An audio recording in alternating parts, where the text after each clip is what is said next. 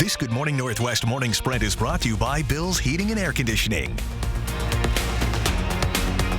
All right, it is 6:52. Let's get you ready to take on your Tuesday here in the morning sprint. Destiny Richards is live with how you can take part in the YMCA's Fit for a Purpose. And Mark Peterson will tell you why you'll need a jacket as you head out the door today. But we begin with an update to that string of armed robberies in Spokane over the weekend. SPD believes the man they arrested Saturday is responsible for a couple of other robberies that happened earlier in the month, too.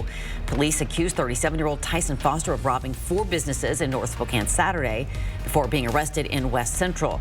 He is facing 6 counts of armed robbery, 4 counts of assault with a deadly weapon, and unlawful possession of a firearm. An update to a story we first brought you yesterday here on Good Morning Northwest about 2 children missing from the town of Palouse. The Whitman County Sheriff's Office says they believe the kids are safe in the Seattle area now. The Whitman County Sheriff's Office was looking for a 7 and a 12-year-old. In an update posted to Facebook last night, the Sheriff's Office says investigators have been in contact with friends and family members of the missing children and are urging family members who are involved to cooperate with authorities to provide the best outcome for the kids. Well, good morning. Waking up, I mean, you look at the thermometer and it's mild temperatures. We're around 40 degrees. The issue is the winds in excess of 10, 15 miles an hour, putting a wind chill in there, so it feels about 10 degrees cooler than it is. Forecasted radar, we're going to see afternoon showers coming through the area overnight, drying out, and then another round of afternoon showers for tomorrow. We've seen this before, so that's going to be the trend. Over the next 12 hours, we're going to see clouds, some sun breaks, and then those showers firing up about 3 o'clock. That'll take us into dinner time, and our high today is going to be 49 degrees. The debate over Washington's drug crisis lingers, and a provision to crack down on drug use in public spaces in Spokane is in limbo. That ordinance is known as the Safe Open Spaces Act. If police were to see someone actively using drugs in a public space like downtown or a park, they could issue a gross misdemeanor. The first hearing of that ordinance was scheduled for yesterday, but it's been delayed 2 weeks. The reason that discussion has been placed on hold is because the Washington legislature is proposing a similar version of this ordinance, and state law would preempt city policies. You can find the details about this ordinance on KXLY.com.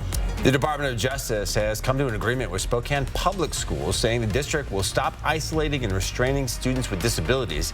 Instead, the schools will come up with new behavioral plans and train schools to respond appropriately to student behavior. Now, SPS can only restrain a student when their behavior poses an imminent likelihood of serious harm to themselves or others.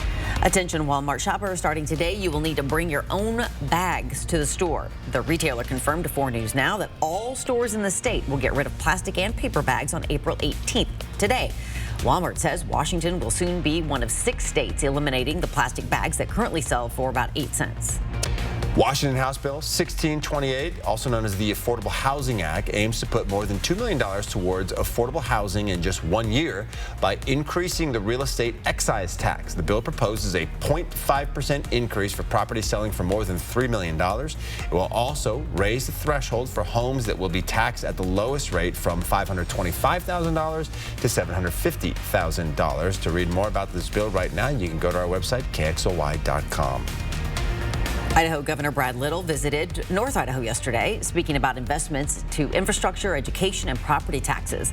A bill the governor recently signed brings $117 million in property tax relief.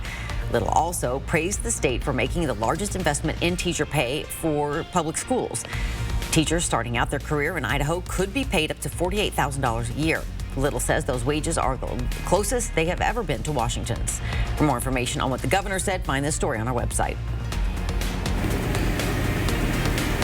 And we've been live this morning at the Central YMCA talking all about Fit for a Purpose. It's the 11th year of the YMCA's biggest fundraiser of the year. It raises money for the Y as well as its mission programs, things like youth sports, safety in the water, and cancer survivor support. All you have to do is register for a certain branch and an activity, and you'll do that activity on Saturday while raising money for the Y. You just have to create a fundraising page or join a team or fundraise solo. To do so, you go to our website, KXLY.com, for all the details.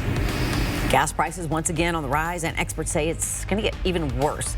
According to AAA, the national average is $3.67, but don't expect to pay anywhere near that in Washington, where a gallon is averaging $4.50. That number is mostly being driven up by the west side of the state, with prices in Spokane County averaging $4.16 a gallon. Idaho averaging $3.57 across the state, $3.51 a gallon in Kootenai County. More than a dozen oil-producing countries announcing they are cutting production, sending a barrel of oil up to $80. AAA says increased demand could also be a factor. Free and easy down the road I go. Free and easy down the road I go. Up. Multi-platinum singer-songwriter Dierks Bentley will be stopping in Spokane on his upcoming tour this summer. He's performing with Cameron Marlowe at Northern Quest on August 27th. Tickets go on sale this Friday morning, though, starting at 10 a.m. Back with our final check of weather after this.